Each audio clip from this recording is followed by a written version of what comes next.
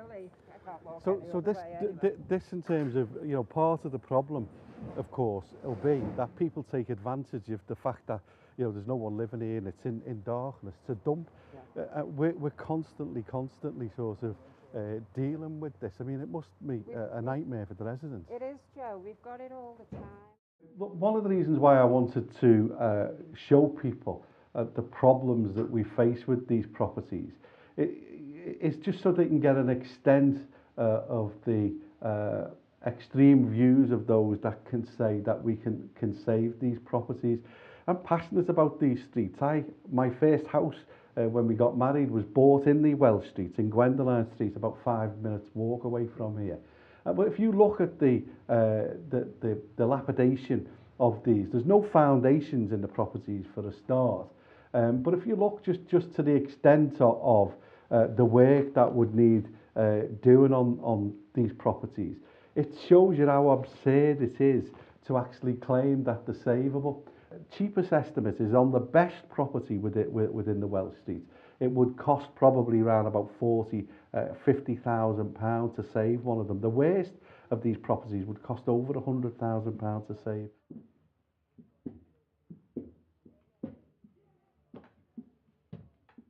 Yeah. So Bob, thanks for you know being with me and showing me around. And in a nutshell, this is probably one of the best properties. But just in your view, I mean, just looking at this room itself, and you can see where it's pulled away, and you can see how dangerous that is.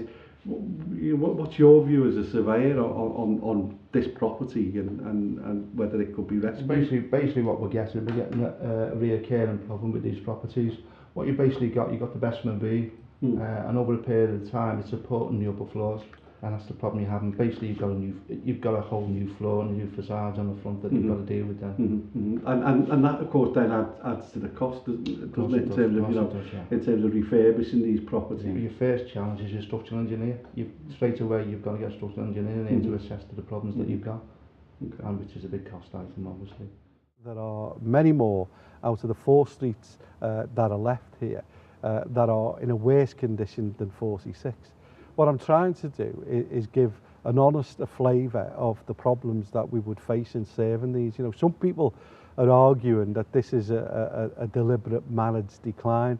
Well, look, the reality is that only 5 years ago, people were still living in some of these properties. So it's not managed decline. The people in this area have been waiting 11 years to actually get the hell out of these, you know, this area and get some new properties built, because that's the problems that they face every single day. You know, Eric Pickles or Save or the campaigners from down south don't put up with this every single day like the residents here. We inherited this problem. Government took away £127 million of market renewal. And the reality is that this government are deliberately, Eric Pickles and his department are deliberately stopping us going ahead.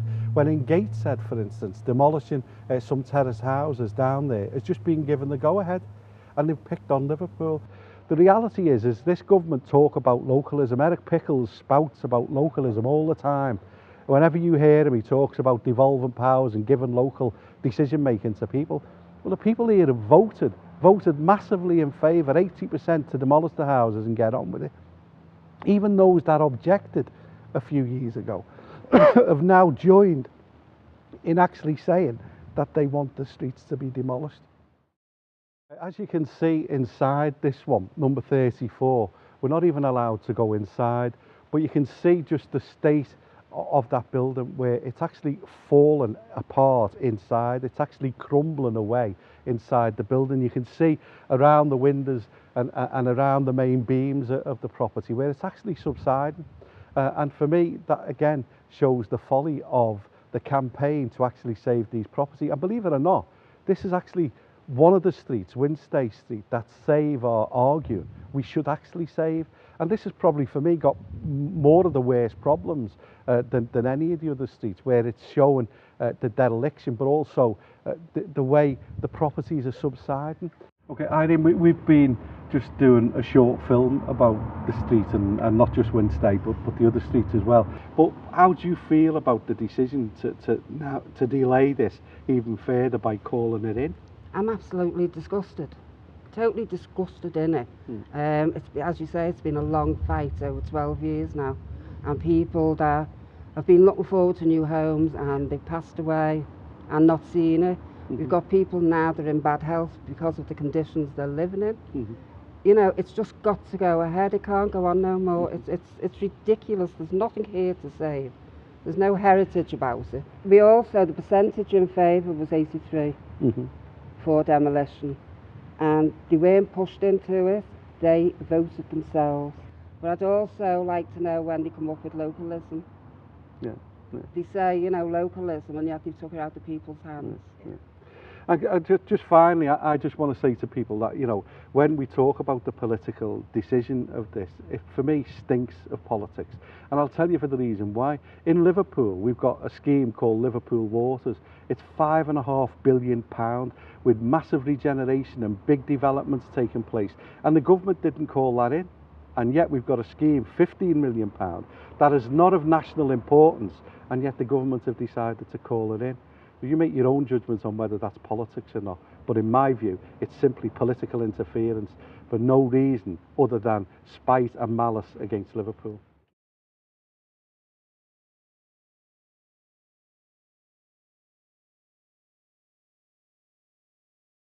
We're here in the heart of the community where the Welsh Streets are, in the Cumbernamarnia Centre in Princess Road, and basically, you know, we wanted to just give people, if you like, a message that we're going to stick with them, we're going to support them, and what I've done is reassured them that we'll continue to fight to develop this particular area and to build new houses what they want. What I wanted to reassure you about is that, you know, I'm not going to walk away. We're not going to walk away. We'll continue to fight to get them demolished and get on with a scheme and proposals that brings this area back up to what it used to be. I live in the phase 3 of the Welsh Streets. I've been there for 27 years. And we're just left in limbo with this decision that's been made by Eric Pickles and Save Britain.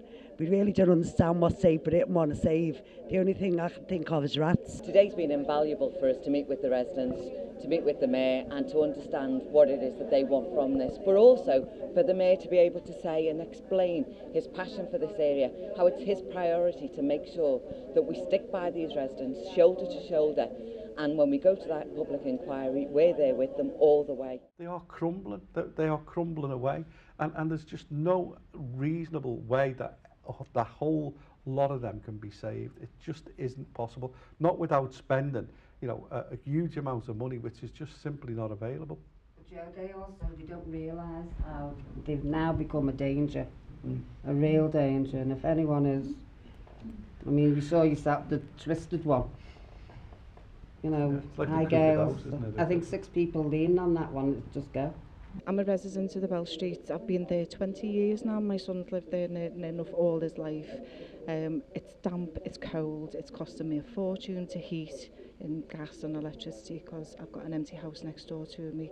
The damp is coming through. It's miserable, it's bleak, and please just help us. Just put forward that we want new houses. You know, we deserve the right to have a new house as well as everybody else.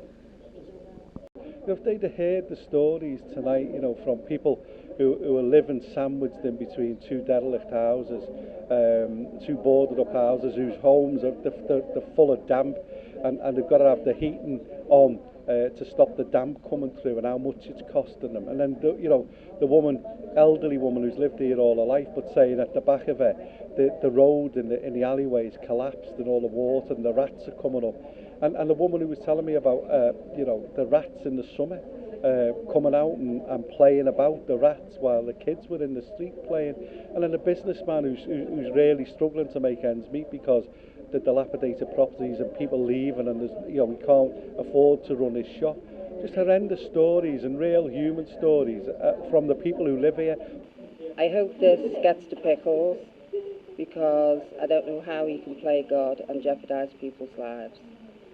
We've lost quite a few of our elderly tenants that have been waiting so long for a new home. And now we've got to think of the people left and for the younger children. I used to live in the Welsh Streets, in Power Street, and 6 years ago I was very fortunate in that I got to move out. Up to that point, myself and my children struggled really badly with bad health because of damp, and lots of other problems to do with the environment that the house is in. That has completely changed now. We are all much better, and things like the running costs of our home is halved. And at a time like this, when money is such a priority, and having it spent properly and well is really important. But the thing that seems to be forgotten in all of this is that it's not just about the houses, it's about the people. It's not a house to us, it's a home. And we'd like to have homes that are safe and warm and affordable. I'd just like to say to the people in London, the likes of Eric Pickles, come down to our area and live in one of the empty houses for a week and see if you like it, see if you want to oppose it. All I want is a nice neighbourhood where I can get out and about on my own. At the moment, I can't. He has to push me everywhere. We're still struggling through a neighbourhood that's falling apart, and it's a nightmare, especially as a disabled person and carer. It's a nightmare to get around and live in this place. So please do something about it and stop delaying it all the time. I lived in Power Street for 68 years and I've now moved to a new house. They keep saying these new houses are little boxes. They're not. I've got a 15-foot kitchen diner, an 18-foot living room. And what annoys us mostly about this is the fact that the likes of Save, Empty Homes and various other people have had the arrogance to try and tell the people of this area how they should live and in what kind of conditions.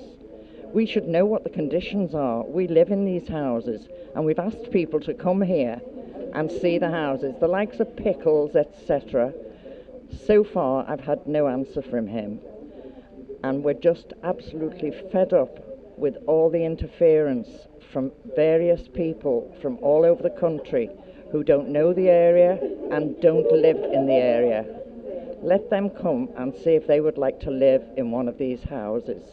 This is about real people's lives and real stories, and it was heartbreaking, really heartbreaking to hear some of the stories, but what it's done for me is give me a real boost in the sense that I'm determined to actually support them and back them 100%. So that's what this meeting is all about, and we're not going to go away, and we'll win. Eventually we'll win, and I hope those that have delayed this and put a spanner in the works, I hope they sleep at night. As some people here in this room can't sleep at night, who've got kids who are suffering health problems, mental health problems, because of the conditions that they're being forced to live in by selfish people who don't even live in our city. Hello, my name is Fuad. I'm complaining about the houses and I'm living in the Welsh Street. I'm asthmatic. I'm asthmatic because I can't breathe properly in the houses. Because the houses are too damp and it can't let me breathe. And I want new houses, but I can breathe more air.